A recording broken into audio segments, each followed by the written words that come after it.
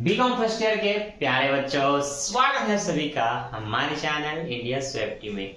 आज मैं आपको पढ़ाने वाला हूँ फाइनेंशियल अकाउंटिंग का यूनिट 5। यूनिट 5 अब तक मैंने पढ़ाया ही नहीं है। आप चैनल में जाकर देख सकते हैं, आपको वीडियो नहीं मिलेगा और जो मिलेगा वो कक्षा 12वीं का साझेदारी फर्मों का विघटन होगा।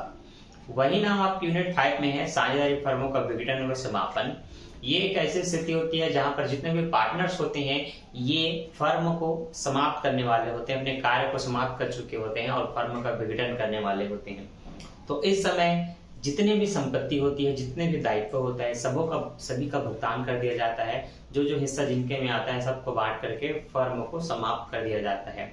तो यहाँ पर आप क्या क्या खाते बनाएंगे इस पर हम चर्चा करेंगे। क्या क्या रूल्स होते हैं, क्या क्या थ्योरी होते हैं जो आपको समझना है, पढ़ना है, आज इस पर हम चर्चा करेंगे। तो आपको अब देखना है सामने बोर्ड में जो भी मैं लिखवाने जा रहा हूँ, ठीक है। तो पूरा फोकस केवल बोर्ड पे। देखो हम पढ़ने वाले हैं फाइनेंशियल अकाउंटिंग, ठीक है। यूनिट 5 में आज हम देखेंगे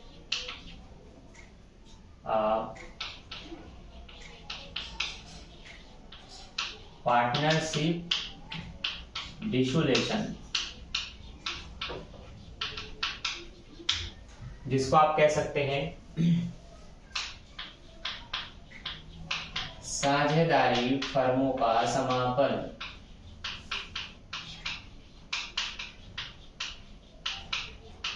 तो आज बच्चों आपने जो कक्षा 12वीं में पार्टनरशिप पढ़ा था, जिसका सबसे लास्ट चैप्टर नंबर 6 था, साझेदारी फर्मों का विघटन समापन, आज उसी का उपयोग होने वाला है।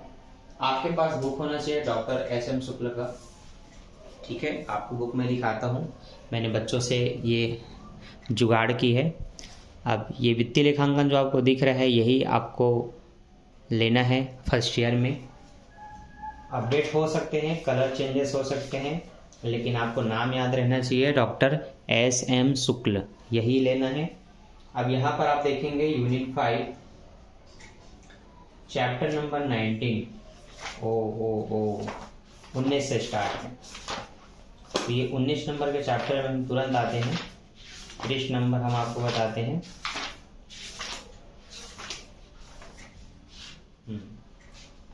ठीक। तो पृष्ठ नंबर है 510, ठीक है। 510, 511, यहाँ पर हम चैप्टर में आ चुके हैं, चैप्टर नंबर 19। अब क्या क्या थ्योरीज है देखते जाओ ध्यान से। सबसे पहले तो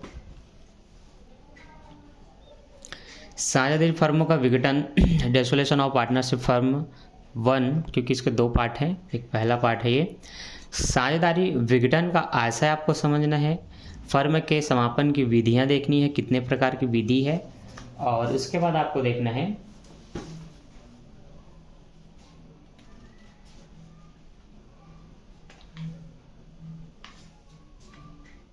फर्म के विघटन के समय हिसाब किताब निपटारे के संबंध में लागू होने वाले नियम, ठीक है।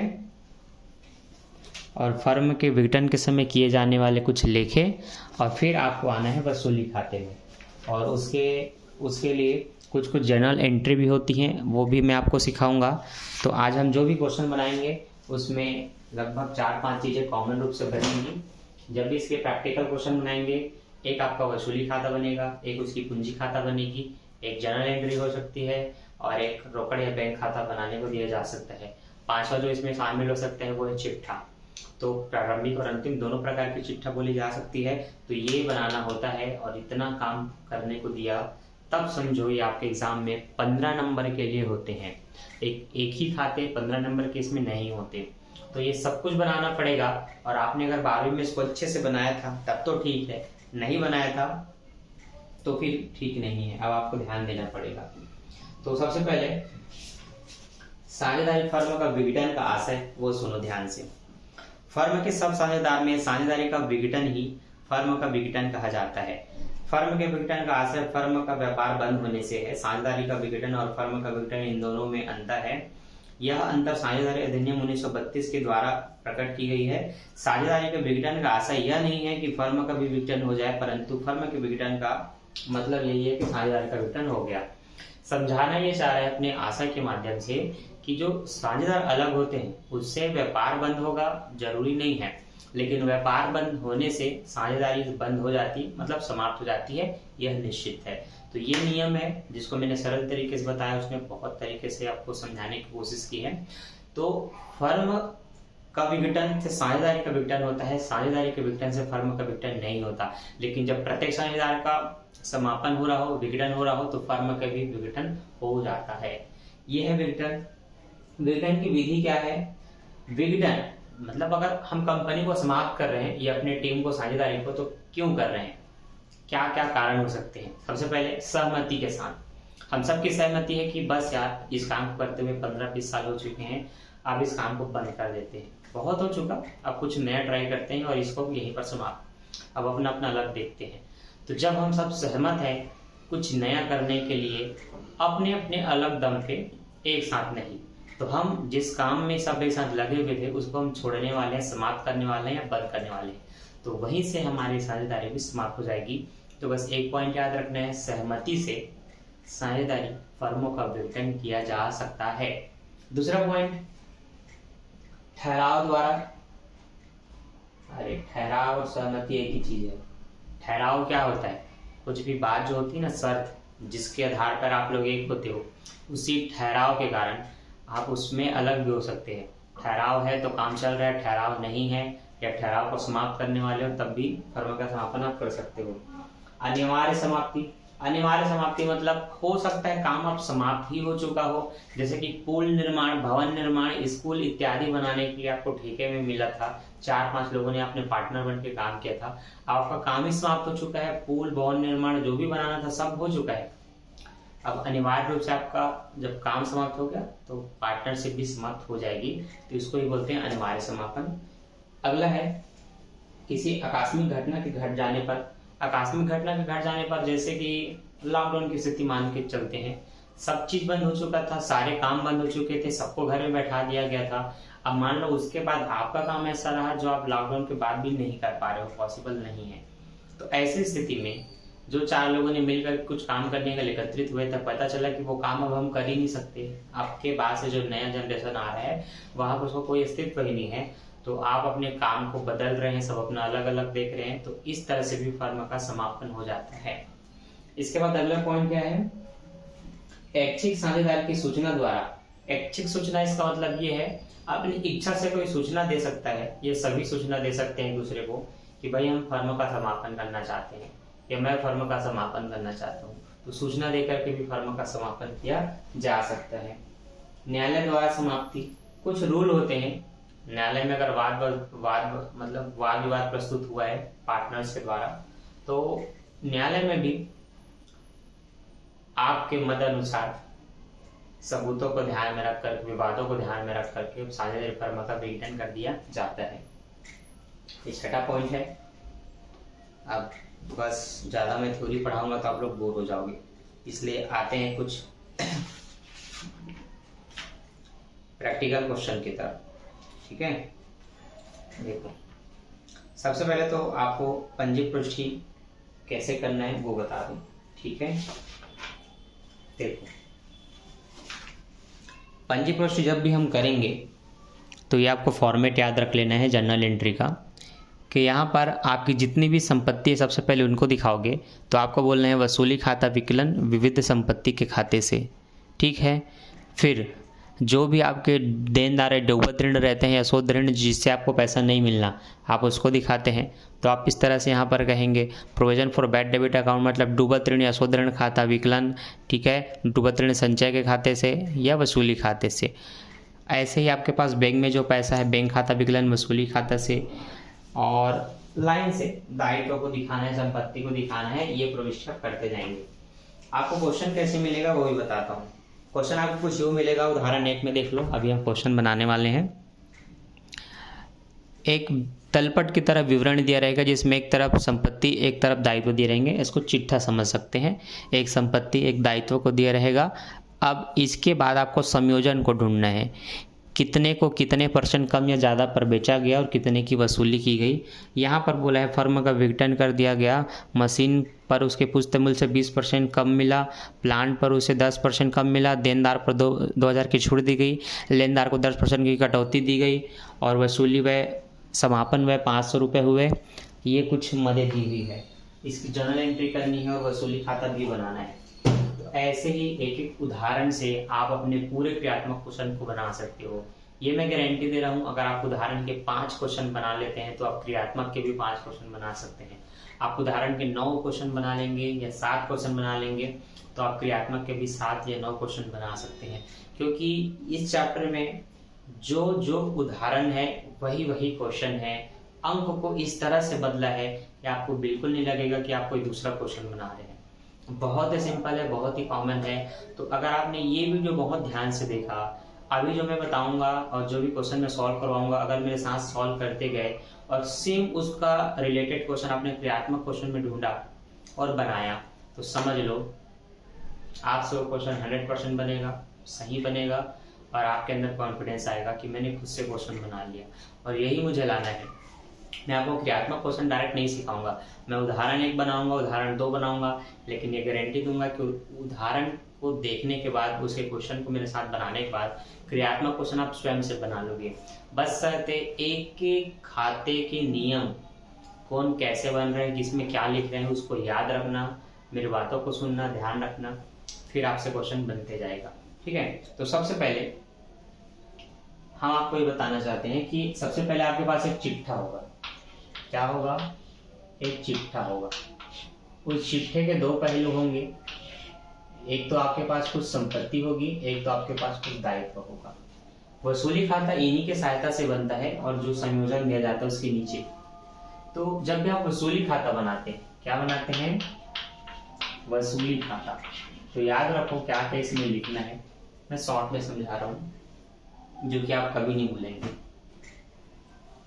संपत्ति में आपके पास बहुत सारी संपत्ति होती है, जैसे कि रोकड़ होती है, ठीक है, बैंक होती है, ख्याति होती है, देनदार होता है, मशीन होता है, भवन होता है, भूमि होता है ना। तो वसूली खाते में क्या करते हैं?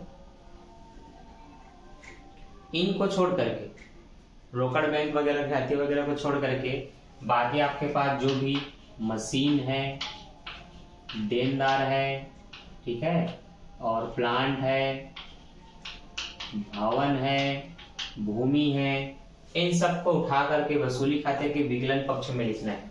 इसके 2 खंड होते हैं, एक विकलन होता है और एक समाकलन होता है। तो जो चिट्ठा आपको सबसे पहले दिया रहेगा, जिसकी सहायता से वसूली खाता बनाना है, आप क्या करोगे? उस चिट्ठे के संपत्ति पक्ष को देखोगे, रोकड़ और बैंक को छोड़ देना, उसके बाद जितनी भी संपत्ति दिखे सबको उठा करके लाना और यहाँ पर लिख देना विविध संपत्ति बोलकर, पहला पॉइंट। अब दूसरा पॉइंट याद रखो।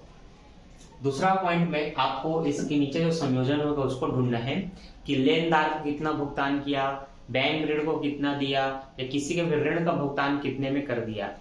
जो भुगतान कर दिया गया उसको उसके नीचे लिखना होता है रोकड़ खाते से बोलते हैं। इसमें आपका आ सकता है लेनदार का पैसा जो आपने दिया हो, इसमें कोई ऋण आ सकता है और इसमें आता है व्यय, जैसे कि समापन व्यय, वसूली व्यय दिए या किए। तो ये जो भी आप रोकड़ से खर्च कर देते हैं उनको लिखना है। तो विकलन में सबसे पहले वसूली खाते में संपत्ति को लिखा जाएगा, रोकड़, बैंक वगैरह को छोड़कर। उसके बाद जिन दायित्वों का भुगतान कर दिया जाता है उसको लिखा जाता है। बस 2 चीजें याद रखनी है और इसमें कुछ नहीं लिखना। अब आते हैं इसके समाकलन पक्ष में। समाकलन में सबसे पहले आपको जितने भी दायित्व हैं तो विविध दायित्व को उतार देना है। इसमें दायित्व आपके अधिकतर लेनदार होते हैं, देवी पत्र होते हैं और ऋण वगैरह होते हैं। तो पर्सनल किसी का ऋण होगा उसको मत लिखना, जैसे ए का ऋण, बी का ऋण, सी का ऋण, एक्स का ऋण, वाई का ऋण, जेड का ऋण, ना इधर लिखना है ना उधर लिखना है। चुकाया जाता है तो फिर अलग मैटर है, नहीं चुकाया जा रहा है तो आपको इसमें मेंशन नहीं करना है। तो यहाँ पर आपको समझ लो लेनदार, देवी पत्र या कोई बैंक ऋण वगैरह आ सकते हैं। ठीक है, तो ये दायित्व को लिख लेना है। उसके बाद आपको दूसरे पॉइंट में यहाँ रोकड़ खाता को लिखना है। अब रोकड़ खाता को मतलब क्या, जब आप चिट्ठे के नीचे संयोजन देखेंगे तो आपको पता रहेगा, अगर यहाँ मशीन है तो बोलेगा मशीन को 10% कम में बेचा या 20% ज्यादा में बेचा, प्लांट्स को इतने में बेचा, देनदार से इतना प्राप्त हुआ, भवन को इतने बढ़ाया।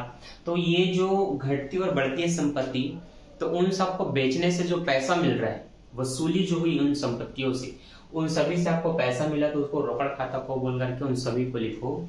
तो रोकड़ खाता को बोल करके जितनी भी संपत्ति की वसूली हुई, संपत्ति की वसूली, ऊपर में जो भी लेनदार देनदार होगा चिट्ठे में, उसको छोड़ के नीचे संयोजन में जो बोला होगा, इतना देनदार, इतना संयोजन में भवन, जो भी, उन सबको उठा करके आपको लिखना है इसमें। उसके बाद दोनों पक्षों को घटा देना है और इससे आपको मिलता है वसूली से लाभ और हानि। सेम चीज यहाँ, ठीक है।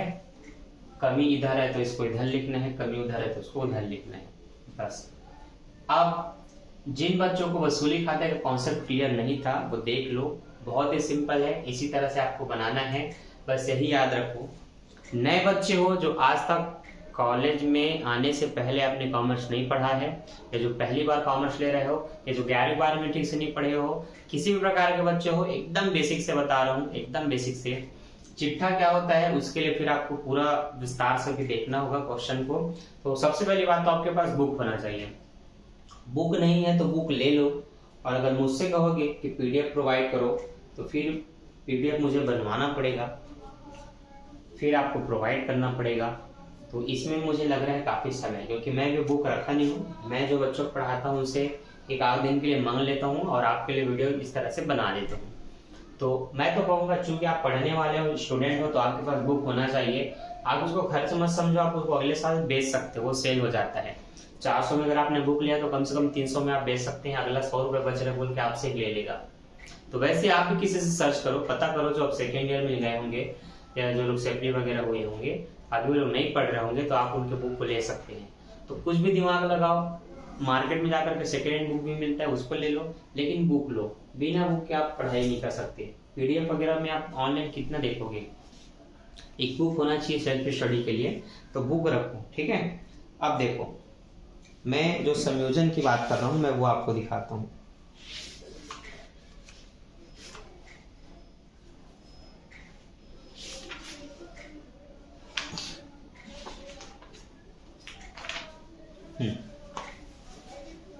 देखो,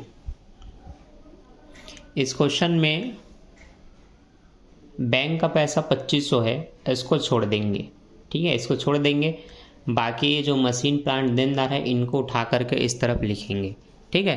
तो चलो, अभी मैं आपको वसूली खाता बनाता हूँ। उदाहरण 1 को हम सॉल्व करते हैं। तो हम लिखते हैं उदाहरण 1 का हल। हम बनाएंगे उसमें वसूली खाता। तो ये मैं लिख रहा हूं वसूली खाता, और वसूली खाते का प्रारूप आपको अच्छे से पता होना चाहिए। विवरण राशि, विवरण राशि, कुछ स्पेशल जगह में इसके दिनांक भी डाल सकते हैं, पर ज्यादातर कुछ हो जाए तो जरूरी नहीं है, ठीक है। तो थोड़ा नीचे से ये, अब चूंकि ये नियम मैं आपको समझाया हूं तो मैं मिटा नहीं रहा हूं,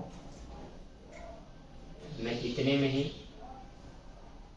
अपना काम कंप्लीट कर लूंगा, ऐसा मुझे लगता है। लगता है क्या, हो जाएगा, बहुत जगह है। तो ये आपका विवरण है, ये राशि, ये विवरण, ये राशि, ठीक है। और खाते का नाम है वसूली खाता। मैंने कहा चिट्ठे में जो संपत्ति होती है, रोकड़ या बैंक को छोड़ के सबको उठा के विकलन साइड में लिखना है, और वही मैं आपको यहाँ विविध संपत्ति बोल के पॉइंट में बताया हूँ। तो देख लो, हमारे पास मशीन, प्लांट और देनदार है। इन्हीं तीनों को उठा के मैं इधर लिखने वाला हूँ, ठीक है। फिर आपको मैं लास्ट में उत्तर भी दिखाऊंगा, देखना। तो आपको लिखना है विविध संपत्ति या संपत्तियां। सबसे पहले है देनदार, फिर है प्लांट, फिर है मशीन। तो ये हम लाइन से लिख सकते हैं सभी को। और अब देखते हैं इनका अमाउंट क्या क्या है। तो बच्चों, देनदार है 2500 का, प्लांट है 10,000 का और मशीन है 9,000 का। तो देनदार 2500 का लिख लेता हूं मैं, ठीक। प्लांट है 10,000 तो मैं इसको 10,000 भी लिख लेता हूँ। मशीन है 9,000 तो ये मैंने 9,000 भी लिख लिया। मैं जोड़ता हूँ इन सबको तो 19 और 2 21,500 हो रहे हैं। कितना हो रहे हैं? 21,500। तो यहाँ मैं सीधा लिख लेता हूँ 21,500। मैंने बताया उसके बाद विकलन में और क्या लिखा जाएगा, जो भी खर्च किए जा रहे हैं लेनदार को या वसूली व्यय के माध्यम से, ठीक है। तो देखो, लेनदार को 10% कटौती पर भुगतान किया गया और समापन व्यय 500 रुपये हुए। लेनदार कितने के हैं? तो आप देखेंगे 3,000 के लेनदार हैं। 3,000 का 10% 300 होता है, तो 300 काट करके भुगतान किया गया, मतलब 2700 को भुगतान किया गया और 500 रुपये का व्यय हुआ है। तो अब आपको बोलना है रोकड़ खाते से,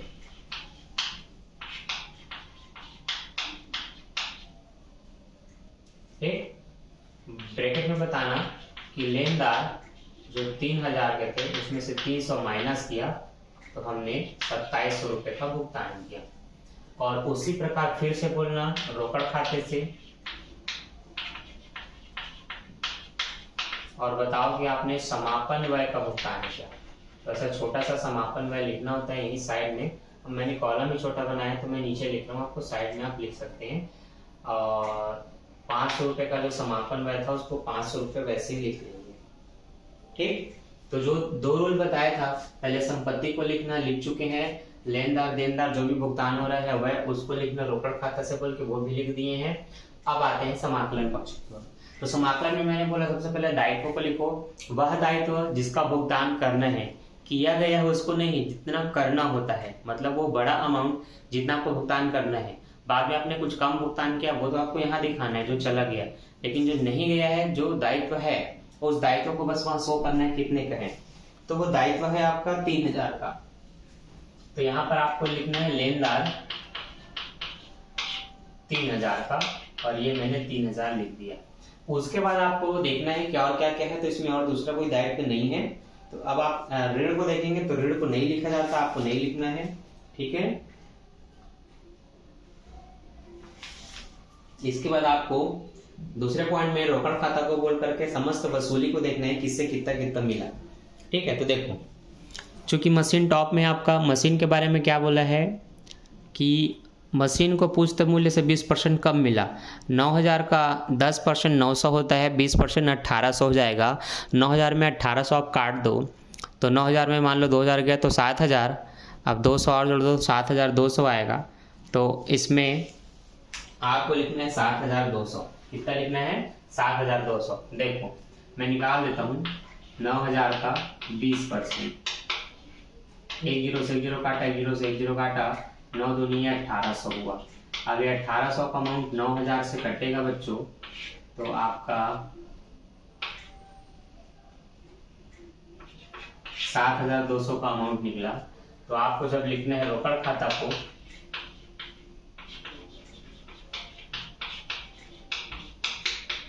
तो आप सबसे पहले बताओ कि जो मशीन है उससे आपको मिला 7,200, ठीक है। प्लांट के बारे में बोला है कि 10% कम। प्लांट कितने का है? प्लांट आपका 10,000 का है। 10,000 में 10% कम मतलब 1,000 कम, तो वो समझ लो 9,000 का मिला। अब देनदार की बारी। देनदार कितने का है?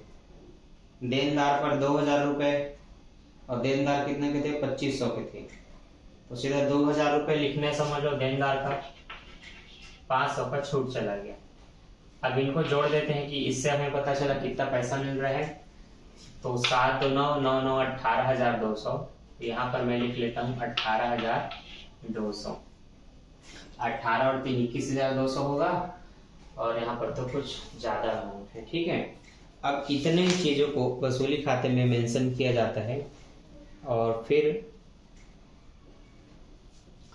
दोनों पक्षों को हटाया जाता है।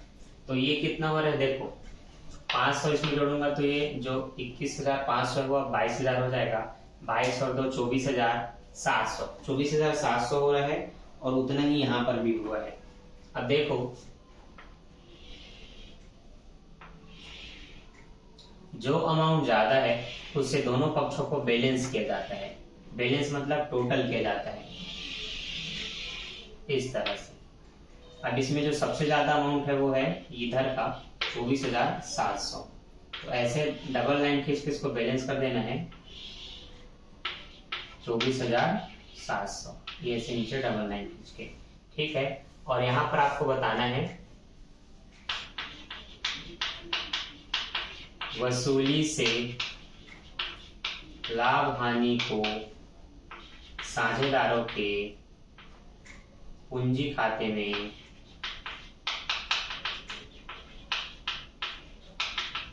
हस्तांतरित करने पर।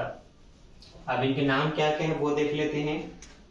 इनके नाम है ए और बी, तो यहाँ पर ए और बी लिख के इनका बंटवारा कर देना है। अब ये हो रहा है 24,700, ये हो रहा है आपका 21,200। कितने का अमाउंट आएगा, तो 24 में 21 गया, 3 बचेगा, 700 में 200 गया, 500 बचेगा, 3,500 बच रहा है। तो यहाँ पर समझ लो आपका आएगा 3,500। अब उसको हम किस अनुपात में बांटेंगे, बराबर बोला होगा तो बराबर बांटना है। बराबर बोला है तो 3,000 का आधा 1,500 होगा, और 500 का आधा 250। 1,500 में 250 जोड़ोगे 1,750, तो 1,750 पहले का भी निकलेगा, 1,750 दूसरे का भी निकलेगा। अब जो मैंने आपको खाता अच्छे से समझा के बताया कि समस्त चिट्ठे के संपत्ति में रोकड़ को छोड़ करके सबको उठा के यहाँ लाइन से लिख दो और जोड़ के यहाँ। फिर मैंने बताया कि जो दायित्व का भुगतान हो रहा है लेनदार को दिया, समापन में दिया, उनको रोकड़ खाता से बोल के लिख दो। समापन में सबसे पहले दायित्व को लिखो, लेनदार ऋण अधिविकर्ष क्या क्या है, सिर्फ लेनदार था तो लेनदार लिखा। फिर समस्त नीचे जो संयोजन होता है कि देनदार से इतना मिला, मशीन से इतना मिला, उनको जो भी वसूली हुई उससे रोकड़ मिलती है तो रोकड़ खाता को बोल करके लाइन से लिख करके जोड़ के लिखो। फिर दोनों पक्षों को घटाओ और जो लाभ हानि है उसको बांटो। यही काम आप देखो ध्यान से, रियलाइजेशन अकाउंट करके आपका यहाँ पर बना हुआ है। ठीक है, जहाँ पर टोटल आपका 24,700 था, 1,750 दोनों को बांटा गया है, ये आप दोनों को चेक कर सकते हैं। ठीक है, तो इस तरह से बन गया आपका वसूली खाता। अब इंग्लिश में आपको इधर समझ आया चाहे ना है, मैंने हिंदी में आपको समझा दिया, और जिसको इंग्लिश में समझ में आता है वो बच्चे इंग्लिश में देख सकते हो और मैंने जो समझाया उससे मिलान कर सकते हो। अब आपको बनाना है पूंजी खाता, तो आपको लिखना है साझेदारों का पूंजी खाता। ठीक, मुझे पता है बहुत सारे बच्चे इंग्लिश मीडियम के होंगे, पर कॉलेज में बच्चों सबको एक ही तरीके से पढ़ाया जाता है, तो आपको ये ध्यान रखना है कि आपको हिंदी और इंग्लिश दोनों सीखना पड़ेगा। ठीक है, हिंदी वाले इंग्लिश को सीखते रहो और इंग्लिश वाले हिंदी को भी ऑब्जॉर्व करते रहो। ठीक है, ग्रहण करते रहो। चलो अब देखो, अब पूंजी खाते बनाने वाले हैं, तो पूंजी खाते में आपको पता होना चाहिए डबल डबल व्यक्ति हैं तो डबल डबल ऐसे कॉलम बनते हैं। ठीक है, ये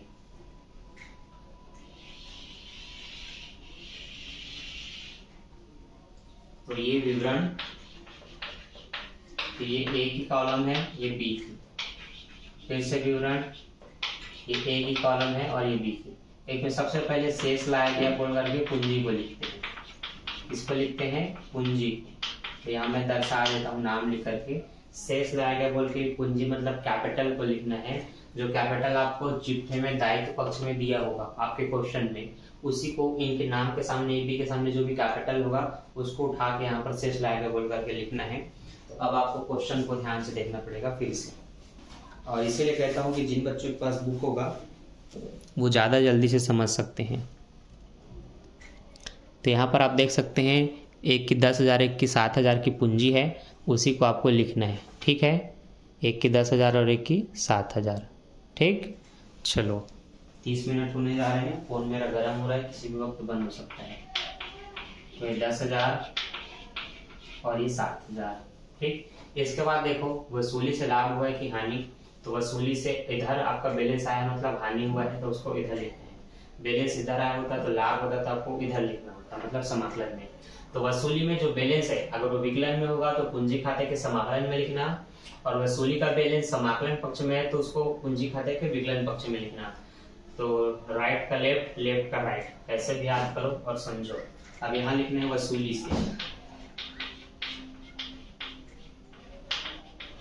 ठीक है, दोनों को लिखना है 1750, 1750। इधर और क्या लिखते हैं, संचय वगैरह अवितरित लाभ जो उनको बांटना है अगर वो दिया गया है तो हम देखते हैं कि ऐसा कोई लाभ वगैरह तो हमें दिया नहीं है कि इसको बांटा जाए, तो बस इतना ही चीज आएगा और इसमें कुछ नहीं रहेगा। अब तुरंत आपको क्या करना है, इनका आपस में एक दूसरे का घटाव कर देना है। ठीक है, घटने के बाद जो आएगा उसको रोकड़ या बैंक से ऐसे आपको लिख देना है।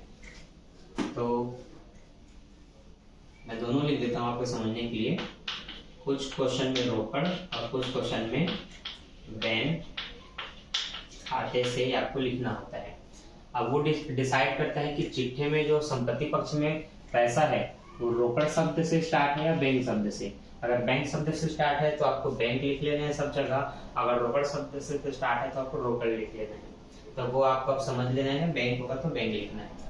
अब 10,000 में 1,000 गया, 9,000, 9,000 में 750 गया तो 8,250 बचेगा। तो यही इसका बैलेंस है 8,250।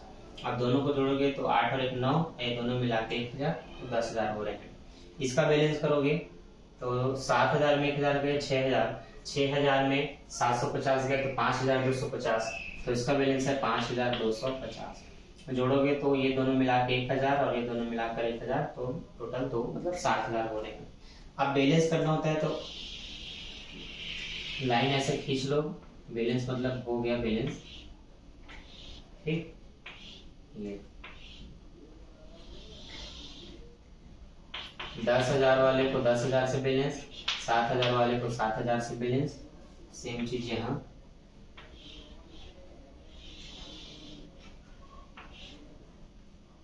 ये 10,000 वाला अमाउंट है, ये 10,000 से बैलेंस होगा, ये 7,000 से बैलेंस होगा।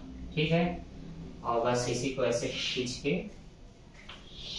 कंप्लीट कर देना है। ये बन गया आपका वसूली खाता और पूंजी खाता। अब इसके बाद आपको रोकड़ या बैंक खाता भी बनाना पड़ता है। समस्त खाते तैयार कीजिए बोले जाए तो ये सब बनता है, तो वो भी आपको तैयार करना है। ठीक है, तो हाँ बैंक खाता भी बोला है, बैंक खाता भी बनेगा। तो चलो बैंक खाता भी समझो कैसे बनता है। आई होप आपने वसूली खाता तो समझ लिया होगा। अगर मैं मिटा दूं तो आपको दिक्कत नहीं होना चाहिए। चलो तो मैं बैंक खाता यहीं पर छोटा सा बना देता हूँ। बैंक खाते से पहले अगर किसी व्यक्ति का ऋण है तो आप ऋण खाता बना सकते हैं। तो ए का ऋण खाता, ऋण खाता इसी के जैसे बनेगा। विवरण जितने व्यक्ति का नाम है उनके व्यक्ति से नाम से कॉलम बनेगा। अब चूंकि एक ही जने हैं केवल ए का, बस विवरण राशि रहेगा। तो ये समझ लो एक कॉलम है जिसमें ये विवरण है, ये छोटा सा राशि है, ये विवरण है और ये छोटा सा राशि है। ठीक, अब इसमें उसका ऋण कितना है वो देखना होता है। तो इसका ऋण है 4,000 रुपए का, 4,000 का ऋण है तो इसको हमें देना है। तो यहाँ पर आपको समाकलन विकलन साइड में लिख देना है बैंक खाते से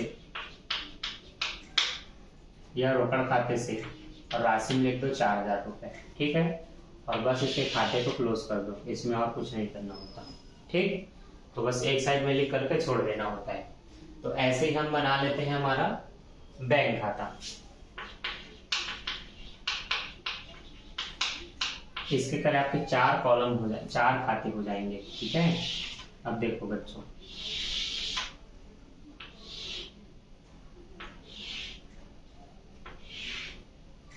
बैंक खाते का अपना एक फॉर्मेट होता है, उसको समझना। कॉलम तो बस विवरण राशि ही रहेगा। वसूली खाते को समझने के लिए जो रूल आपने समझा वैसे ही एक बैंक खाते का रूल है, याद रखो। बैंक खाते के विकलन पक्ष में उन पैसे को लिखना है जो आपके पास पहले से थे और जो आपने वसूली से प्राप्त किया। तो पहले का पैसा आपको जो चिट्ठा था उसमें संपत्ति पक्ष की ओर दिया जाता है। तो आपको ये मैं दिखाता हूँ, यहाँ पर हमें बैंक करके दिया गया था 2500 रुपये। यहाँ पर ये क्वेश्चन है, ये 2500 दिया है, ये चिट्ठा है, ये दायित्व है और ये संपत्ति। तो संपत्ति में 2500 दिया है पैसा, तो उसको बोलना है सबसे पहले तो शेष लाया गया, ये 2500 रुपये। दूसरा, वसूली से जो आपको प्राप्त हुआ उसके लिए आप वसूली खाते को देख सकते हैं, रोकड़ खाते को बोलकर हमने टोटल लिखा है इस तरह से। अब कई बच्चे इसको अलग अलग लिख देते हो तो फिर आप टोटल अमाउंट नहीं बता पाओगे, बाद में आपको जोड़ना पड़ेगा। इसलिए एक बार ये काम कर लो और जहां जहां उसको उपयोग होगा वहां डायरेक्ट लिख सकते हो। तो इसको लिख लेना है वसूली से 18,200। ठीक, तो ये तो हुआ बैंक खाता या रोकड़ खाते के विकलन पक्ष की बात। अब यही रोकड़ खाता भी बनता है, यही बैंक होता है, याद रखना दोनों अलग अलग नहीं होते।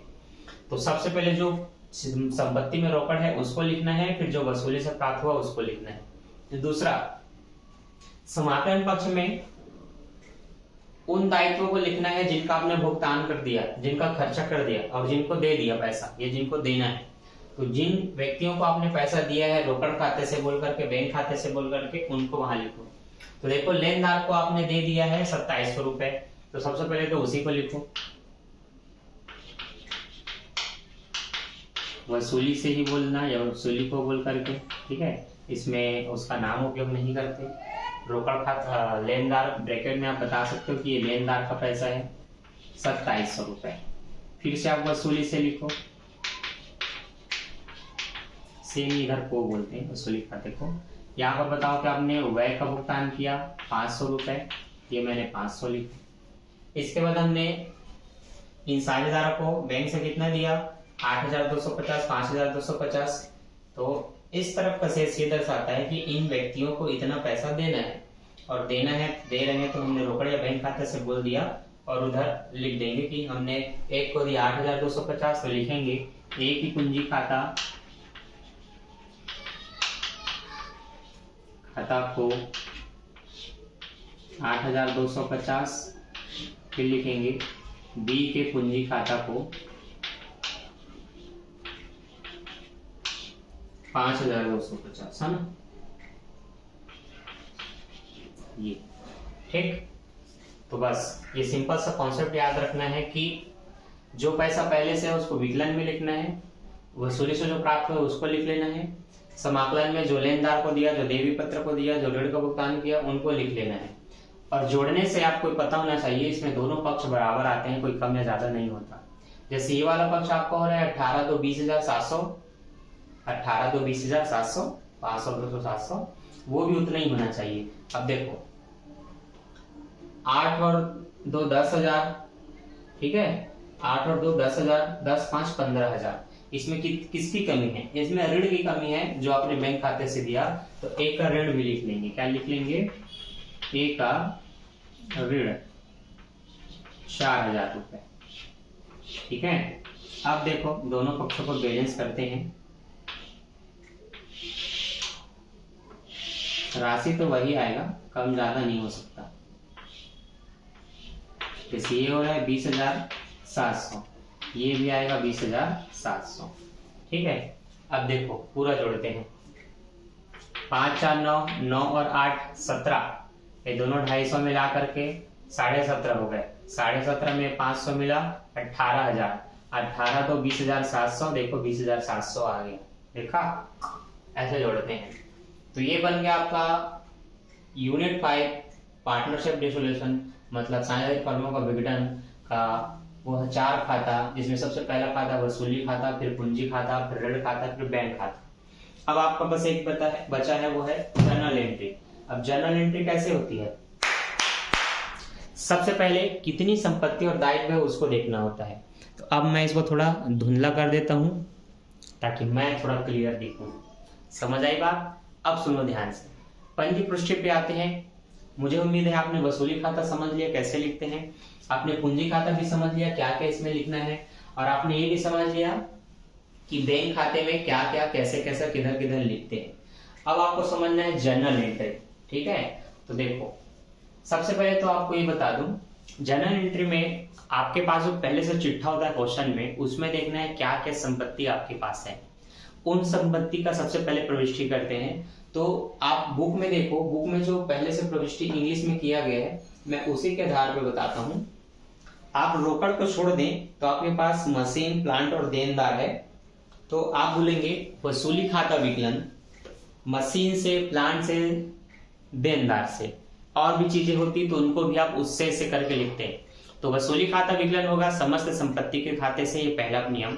और वसूली खाता विकलन करोगे तो सभी के पैसे को जोड़ के विकलन करना। जैसे सभी का टोटल हो रहा है 21,500, तो वसूली खाता विकलन 21,500। आप देख सकते हैं यहाँ पर अमाउंट है आपका 21,500। ठीक है, आप देख सकते हैं।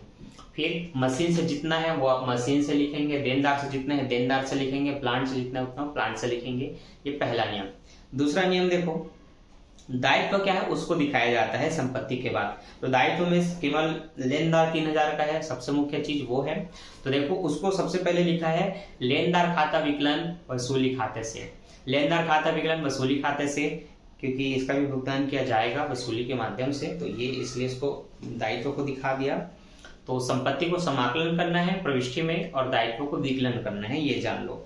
इसके बाद जो बैंक में आपका पैसा है, बैंक में है या आपको जो वसूली से मिलने वाला है, जैसे कि वसूली से आपको कितना मिला 18,200, आप उसको दिखाओ। तो देखो बैंक खाता विकलन वसूली खाता से पैसा आया इन सब से, तो बैंक खाता विकलन, बैंक का इस्तेमाल नहीं करोगे तो रोकड़ खाता विकलन वसूली खाते से। ये तीसरी प्रविष्टि होगी। चौथी प्रविष्टि देखो, चौथी प्रविष्टि हुई है 2700 रुपए, जो कि किसका है, लेनदार को कटौती करके भुगतान किया। तो जो अब आप भुगतान कर रहे हैं उसकी प्रविष्टि करनी है। तो 2700 आपने लेनदार को दिया, तो वसूली खाता विकलन यही होगा बैंक खाते से। इसमें ना लेनदार का नाम नहीं लिखना है कि लेनदार को दिया या वसूली व्यय दिया, ऐसा नहीं। बस वसूली खाता विकलन बैंक खाते से, रोकड़ खाते से, वसूली खाता विकलन बैंक खाते या रोकड़ खाते से। तो इसके लिए भी सेम प्रविष्टि किया गया होगा। देखो वही वसूली विकलन बैंक से, वसूली विकलन बैंक से मिल गया। उसके बाद जो आपने बंटवारा किया इनके वसूली खाते के लाभ हानि का, उसकी प्रविष्टि होती है, जिसमें ए का पूंजी खाता विकलन, बी का पूंजी खाता विकलन वसूली खाते से 1750 लिख देना है। बाद में जिसका ऋण होता है उसका अलग से करना है। तो ए का ऋण था, तो देखो ए का ऋण खाता विकलन बैंक खाते से ऐसा लिख दिया गया है। बाद में जो पैसा पूंजी खाते से निकला इसकी प्रविष्टि होती है, जो बैलेंस है इनका, कि ए का पूंजी खाता विकलन, बी का पूंजी खाता विकलन वसूली खाते से, बैंक खाते से। ठीक है, पैसा दे रहे हैं तो बैंक खाते से। तो देखो सबसे पहले संपत्ति का प्रविष्टि होगा, फिर आपके लेनदार का प्रविष्टि होगा, फिर आपने जो भी रोकड़ प्राप्त किया उसका होगा, फिर जो आपने लेनदार को दिया या जो वसूली व्यय किया उसका होगा, फिर आप इसका प्रविष्टि कर सकते हैं, फिर आप अपने ऋण का प्रविष्टि कर सकते हैं, फिर इसका, और इस तरह से आपकी जर्नल एंट्री भी होती है समाप्त। तो अब आप एग्जाम में अगर जर्नल एंट्री कर लेते हैं, अगर वसूली खाता बना लेते हैं, अगर पूंजी खाता बना लेते हैं, अगर बैंक खाता बना लेते हैं, तो इतने में निश्चित है आपको 15 नंबर देने से कोई भी नहीं रोक सकता। मान लेते हैं इसमें से कोई एक खाता आपका गलत है, तो आपका 3 से 2 से 3 या 4 नंबर बस काटे जाएंगे, उससे ज्यादा नंबर नहीं काटा जाएगा। हर एक खाते में 3 से 4 नंबर डिसाइड होंगे, तभी 3 या 9, 3 चौक 12 या 5 या 15 आपको नंबर मिलने वाला है। तो जितना हो सके कोशिश करो कि बार बार क्वेश्चन को बनाओ, सरल लेवल पे छोड़ो मत, बार बार बनाओ। बार बार बनाने से एक ऐसी प्रैक्टिस आती है कि एग्जाम में ना आप पूरे कॉन्फिडेंस के साथ क्वेश्चन बनाओगे, जिसमें गलती होने के चांसेस ना के बराबर रहते हैं, 0। आई होप आपको ये वीडियो समझ में आया होगा, अच्छा लगा होगा, क्योंकि ये यूनिट 5 का सबसे पहला वीडियो है जहां पर आप ऐसे ही 1 बाय 1 एक एक वीडियो देख करके पूरी तरह से पार्टनरशिप अकाउंट सीख सकते हैं। ठीक है, तो 44 मिनट समय देने के लिए आप सभी का शुक्रिया। मैं मिलता हूँ नेक्स्ट वीडियो में इसके अगले क्वेश्चन के साथ। अभी के लिए बाय, थैंक फॉर वॉचिंग। प्यारा बच्चों, वीडियो पसंद आया तो लाइक कर दिया करो और प्यारा प्यारा कमेंट। Bye bye.